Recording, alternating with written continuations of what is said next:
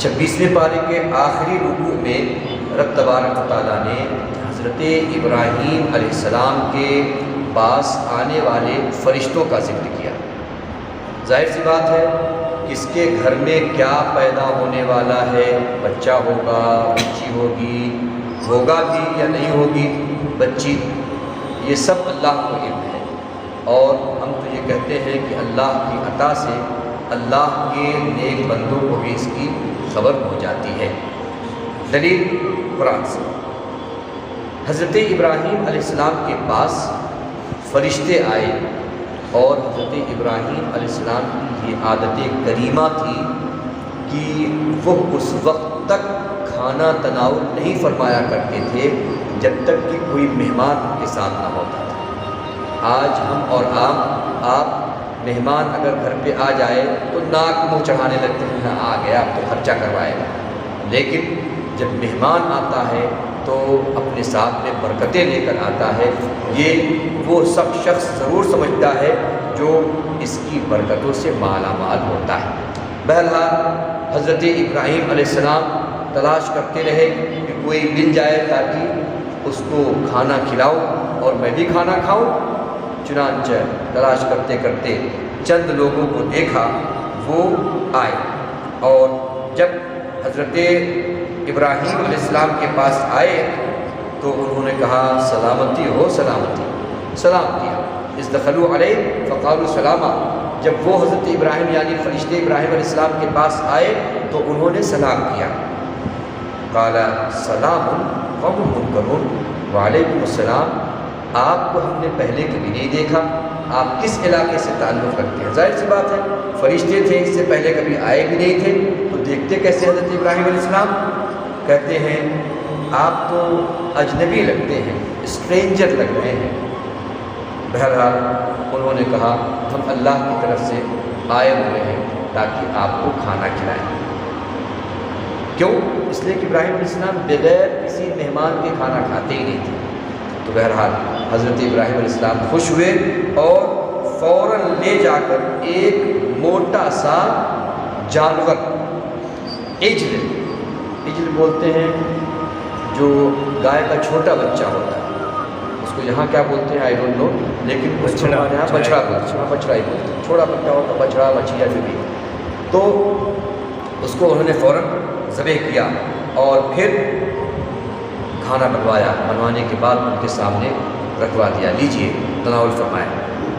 تو انہوں نے کہا کیوں نہیں کھا رہے ہو، کھائیے آپ۔ بہرحال یہ اللہ کے فرشتے جو آئے ہوئے تھے انہوں نے کہا تھا ہم کھانے پینے سے پاک ہیں، ہم کو کھانے کی ضرورت محسوس نہیں ہوتی ہے، ہم تو اللہ تعالیٰ کی طرف سے فرشتے ہیں، ہمیں کھانے کی ضرورت نہیں ہے۔ اللہ رب العزت کو آپ کی یہ ادا بہت پسند ہے کہ آپ بغیر مہمان کے کھانا نہیں کھاتے ہیں، اس وجہ سے رب تبارک و تعالیٰ نے ہم کو آپ کے گھر پر مہمان بنا کر بھیجا ہے تاکہ آپ کھانا کھا سکیں۔ سبحان اللہ۔ اچھا، بہرحال کھانا پینا ہو گیا اور حضرت ابراہیم علیہ السلام کے دل میں ایک عجیب سی کیفیت ہوئی کہ دیکھو ایک تو آئے، کھایا نہیں، ذرا عجب سا محسوس ہونے لگا۔ تو انہوں نے کہا گھبرائیں نہیں، لا تخف ڈونٹ وری، بالکل گھبرائیں نہیں، ایک اور چیز، ایک اور مزدہ، ایک اور گلیڈ ٹائیڈنگ اور خوشخبری لے کر ہم آپ کے پاس آئے۔ اللہ، خوشخبری؟ کہا ہاں خوشخبری ہے۔ کہا کیا خوشخبری ہے؟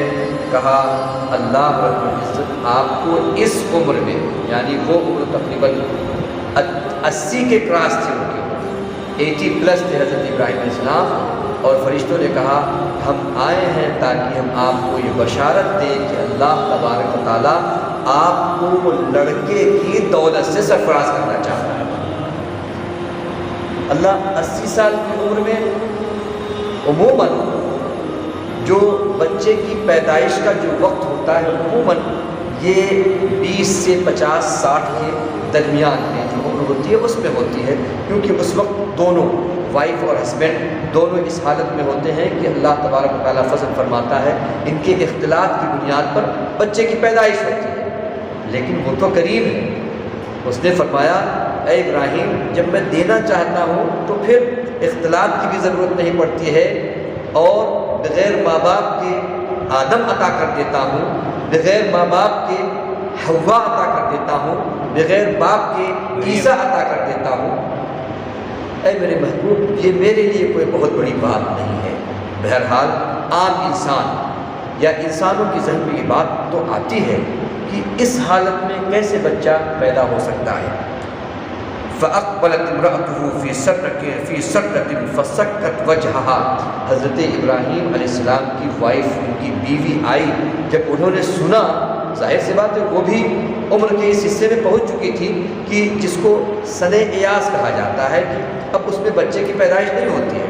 جب انہوں نے یہ سنا کہ یہ آنے والے مہمان کہہ رہے ہیں کہ آپ کے گھر میں بچے کی پیدائش ہوگی، وہ خوشخبری ہے، تو جیسے عام طور سے عورتیں کوئی حیرت والی بات سن کے اپنے چہرے پہ اللہ ایسے کہتی ہیں، ایسے انہوں نے اپنے چہرے پہ مارا اور کہا عجوز عقیم، وہ عورت جس کو آج تک بچہ نہ پیدا ہوا، جس کو دنیا سمجھتی ہے کہ وہ بانجھ ہے، اس کو بچہ پیدا ہوگا؟ قالوا کذالک، ہاں بچہ پیدا ہوگا، اور یہ تمہارے رب کا حکم ہے، اور وہ بلا شبہ حکمت والا اور علم والا ہے، وہ جانتا ہے کہ اس کو کب کیا دینا ہے، بچہ پیدا ہوگا۔ یہیں پر رک کر ایک مرتبہ پھر اپنے عقیدے کو ہم تازہ کر لیتے ہیں۔ کہا یہ جاتا ہے عام طور سے، ہم تو خیر ماشاءاللہ مانتے ہی ہیں، لیکن دوسرے گروپ کے لوگ یہ کہتے ہیں کہ کسی کو علم نہیں ہے، کسی کو بھی خبر نہیں ہے، یہاں تک کہ نبی کو بھی خبر نہیں ہے کہ بچہ پیدا ہوگا یا بچی پیدا ہوگی، یا یہ کہ کس کے یہاں کیا پیدا ہوگا، بالکل اللہ کے علاوہ کسی کو کسی بھی طرح سے علم نہیں ہے۔ میں یہ کہنا چاہتا ہوں کہ یہاں تو پیدائش سے پہلے فرشتوں کو بھی علم ہے بچہ پیدا ہونے والا ہے، اور پھر اللہ کے بتانے سے، فرشتوں کے بتانے سے حضرت ابراہیم کو بھی پتہ چل گیا بچہ پیدا ہونے والا ہے، اور ابراہیم علیہ السلام تو خیر نبی ہیں، ان کی وائف، ان کو بھی پتہ چل گیا کہ بچہ پیدا ہونے والا ہے۔ کہاں ہیں وہ لوگ جو یہ کہتے ہیں کہ اللہ کے علاوہ کسی کو کسی بھی طرح سے یہ علم نہیں ہو سکتا کہ بچہ پیدا ہوگا یا بچی پیدا ہوگی یا کسی کے گھر میں کیا پیدا ہونے والا ہے۔ قرآن کی یہ آیت کریمہ بہرحال یہ اشارہ کر رہی ہے کہ اے لوگوں، یہ عقیدہ قرآن کا ہے کہ اللہ کے بتانے سے اگر کسی نبی کو، کسی ولی کو، کسی اللہ والے کو خبر ہو جائے تو پھر اس میں کوئی حرج کی بات نہیں ہے۔ کیوں تم قرآن کی آیتوں کا انکار کرتے نظر آ رہے ہو؟ اور پھر ان فرشتوں نے کہا ہم تو آپ کو خوشخبری دینے آئے ہیں، اسی کے ساتھ ساتھ یہ بھی بتانے آئے ہیں کہ لوط علیہ السلام کی قوم کے اوپر اب عذاب آنے والا ہے، اب عذاب آنے والا ہے۔ عذاب کیسا آئے گا؟ لِنُرْسِلَ عَلَيْهِمْ حِجَارَةً مِّن طِينٍ، ان کے اوپر پتھر کا عذاب آئے گا، اوپر سے پتھر برسے گا، پتھر کی بارش ہوگی اور اسی طرح سے ان کو ہلاک کیا جائے گا۔ اور یہیں تک نہیں بلکہ فرمایا گیا دوسری آیت کریمہ میں کہ ان کی زمین کو، نیچے والی زمین کو اوپر اور اوپر والی زمین کو نیچے کر دیا جائے گا، زمین کو پلٹ دیا جائے گا، اور جب زمین کو پلٹ دیا جائے گا تو جتنے گنہگار لوگ جنہوں نے برائیوں میں اپنا وقت گزارا تھا یا گزار رہے تھے، ان کو تہو بالا کر دیا جائے گا، ان کو ختم کر دیا جائے گا۔ حیرت کی بات تو یہ ہے کہ لوط علیہ السلام کی قوم کے اندر ایسی برائی کہ اس سے پہلے کوئی اس طرح کی برائی جانتا بھی نہیں تھا، کرتا بھی نہیں تھا۔ بچوں کے ساتھ غلط کام، بچوں کے ساتھ غلط کام۔ اور قرآن کہتا ہے جب یہ فرشتے حضرت ابراہیم اور حضرت لوط، چونکہ ابراہیم علیہ السلام اور لوط علیہ السلام رشتے میں تھے، ان کا آپس میں رشتہ بھی تھا، غالباً چچا زاد بھائی تھے یا بھتیجے تھے، اس طرح کوئی رشتہ تھا۔ جب ان کے گھر میں یہ فرشتے آئے، فرشتے نورانی صورت والے تھے، تو اس لوط علیہ السلام کی قوم کے لوگ اتنے کمزرف تھے، اتنے کمینے تھے کہ وہ دروازہ توڑ کر کے گھر میں گھسنا چاہ رہے تھے تاکہ ان فرشتوں کے ساتھ، کیونکہ ان کو پتہ نہیں تھا، تاکہ ان کے ساتھ بھی برائی کریں۔ تو ابراہیم علیہ السلام سے فرشتوں نے کہا اب ان کی ہلاکت کا وقت قریب آ گیا ہے، ان کو ہلاک کر دیا جائے، اور پھر زمین کو تہو بالا کر دیا گیا، ان کا نام و نشان مٹا دیا گیا۔ آج پوری دنیا میں کہیں بھی لوط علیہ السلام کے ماننے والے نہیں ملتے ہیں، اسی طرح سے نوح علیہ السلام کے ماننے والے، ان کا جو کلمہ پڑھنے والے تھے وہ نہیں ملتے۔ ہاں اللہ کا فضل ہے، ہم امت محمدیہ کے وہ افراد ہیں، ہم وہ امت ہیں کہ جو تمام انبیاء کرام کو ماننے والے ہیں۔ کلمہ ہم اپنے نبی کا پڑھتے ہیں لیکن ایمان ہم تمام انبیاء کرام پر رکھتے ہیں۔ اور آج پوری دنیا میں حضرت لوط علیہ السلام کی تاریخ تک حقیقی تاریخ نہیں ملتی ہے، کیونکہ پوری قوم کو ختم کر دیا گیا، نہ تو لکھا گیا اور نہ ہی لکھنے والے موجود۔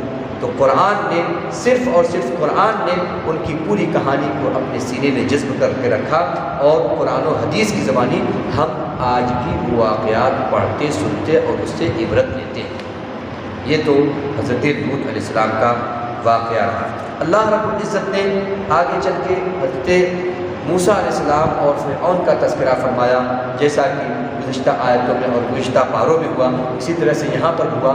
اور رب تبارک تعالیٰ نے پھر اپنی قدرتوں کا تذکرہ فرمایا اور ارشاد فرمایا، دیکھ لو والارض فرشناہا فنعم الماہدون والسماء بنیناہا بأید وإنا لموسعون، آسمان کو میں نے پیدا فرمایا اور آسمان کو پھیلا دیا، والسماء بنیناہا، آسمان کو بنایا، بأید اپنے دست قدرت سے، وإنا لموسعون اور پھر آسمان کو ہم نے پھیلا دیا۔ اور پھر آگے فرمایا والارض فرشناہا، اور زمین کو ہم نے بچھایا اور بچھانے کے بعد پھر اس کو بھی پھیلا دیا۔ گویا آسمان پہلے یوں بنا اور اس کو پھیلایا گیا، زمین پہلے بنائی گئی اور پھر اس کو پھیلا دیا گیا۔ سب سے پہلا زمین کا حصہ جو زمین پر یا روئے زمین پر ظاہر ہوا وہ کوئی اور حصہ نہیں، یہ وہی حصہ ہے جہاں آج خانہ کعبہ موجود ہے۔ خانہ کعبہ یہ پوری دنیا کا سینٹر ہے، پوری دنیا کا سینٹر ہے۔ کوئی مانے نہ مانے لیکن تاریخ آج بھی بتاتی ہے کہ خانہ کعبہ کو رب تبارک و تعالیٰ نے خانہ کعبہ کی سرزمین کو پوری کائنات کے لیے سینٹر بنایا ہے، اور یہی خانہ کعبہ کے بالکل سیدھے رب تبارک و تعالیٰ کا عرش ہے۔ گویا یہ دنیا میں جغرافیکل سائنس سے بھی دنیا کا سینٹر کعبہ ہی ہے۔ ہاں ہے، لیکن سائنسدانوں نے بھی ڈکلیئر جی بالکل ڈکلیئر کیا، لیکن ابھی چند سالوں کی تحقیق آ رہی ہے، چند لوگوں کی تحقیق، وہ خالی یہ کہ اسلام اوپر جا رہا ہے تو کچھ کمینوں نے الٹی سیدھی تحقیق کر کے یہ ثابت کرنے کی کوشش کی نہیں نہیں نہیں نہیں پہلے کی تحقیق غلط تھی، پہلے کی تحقیق غلط تھی، اب جو ہے وہ کہہ رہے ہیں کہ نہیں سینٹر دوسرا علاقہ ہے، جبکہ پہلی تحقیق یہ بتاتی ہے اور قرآن کی تحقیق بتاتی ہے کہ یہ سینٹر قرآن کے اعتبار سے خانہ کعبہ ہی ہے۔ اور پھر یہ اللہ کی نعمت ہے، قرآن کہتا ہے فَبِأَيِّ آلَاءِ رَبِّكُمَا، اے انسانوں اور جناتوں، رب تبارک و تعالیٰ کی کون کون سی نعمتوں کو جھٹلاؤ گے، کون کون سی نعمتوں کو جھٹلاؤ گے؟ اور پھر وہ آیت کریمہ جب سورہ رحمان کی آیتیں پڑھی جاتی ہیں تو واقعتاً دل باغ باغ ہو جاتا ہے۔ ہم تو خیر الحمدللہ مسلمان ہیں، ہم سنتے ہیں پڑھتے ہیں، ہمارا تو ایمان تازہ ہوتا ہی ہے، اگر کسی غیر مسلم کے سامنے، میں دعوے کے ساتھ کہتا ہوں، کسی غیر مسلم کے سامنے جو تعصب سے دور ہو، کیونکہ اگر ڈسکریمنیشن آ گیا تو پھر کچھ بھی اثر نہیں کرتا ہے، تعصب سے دور ہو، اچھا قرآن پڑھنے والا، اچھا قرآن پڑھنے والا اچھی آواز میں اگر سورہ رحمان کی تلاوت کرے تو غیر مسلم بھی کھڑا ہو کر سننے لگتا ہے۔ یہ قرآن کا اعجاز ہے اور سورہ رحمان کا اعجاز ہے۔ یہ تو آج حالات ایسے خراب ہو گئے، ورنہ میں تو جانتا ہوں کچھ لوگ ایسے بھی ہیں، خیر وہ تو ختم ہو گئے، ورنہ وہ کہتے تھے بھائی سورہ رحمان، اپنے نہیں غیر، وہ کہتے سورہ رحمان کی بات ہی الگ ہے، جب وہ پڑھا جائے تو پھر دل کو ایک سکون بھی ملتا ہے۔ الحمدللہ، اور کیوں نہ ملے گا، یہ ہمارا اور آپ کا کلام نہیں، یہ میرے رب کا کلام۔ میرے رب نے ایک بار، دو بار، چار بار نہیں بلکہ 27 بار فرمایا، تم اپنے رب کی کون سی نعمتوں کو جھٹلاؤ گے؟ سر سے لے کے پیر تک، اوپر سے لے کے نیچے تک، دنیا سے لے کر آخرت تک اللہ نے اتنی نعمتیں پھیلا دی ہیں تمہارے لیے کہ تم شمار کرتے جاؤ کہ اللہ کی نعمت کو شمار بھی نہیں کر پاؤ۔ خود قرآن کہتا ہے وَإِن تَعُدُّوا نِعْمَتَ اللَّهِ لَا تُحْصُوهَا، اگر تم شمار کرنا چاہو، کاؤنٹ کرنے چاہو تو تم اللہ کی نعمت کو کاؤنٹ کر بھی نہیں سکتے۔ اتنی نعمتیں ہیں، ظاہر ہے جس کی اتنی نعمتیں ہوں، جو اتنا قریب ہو، جو اتنا رحیم ہو، بلکہ یہاں تک فرمایا گیا کہ وہ رب تمہاری ماؤں سے بھی زیادہ تم سے پیار کرنے والا ہے۔ تو جب وہ اتنا قریب ہے تو پھر اس کی بارگاہ میں آ کر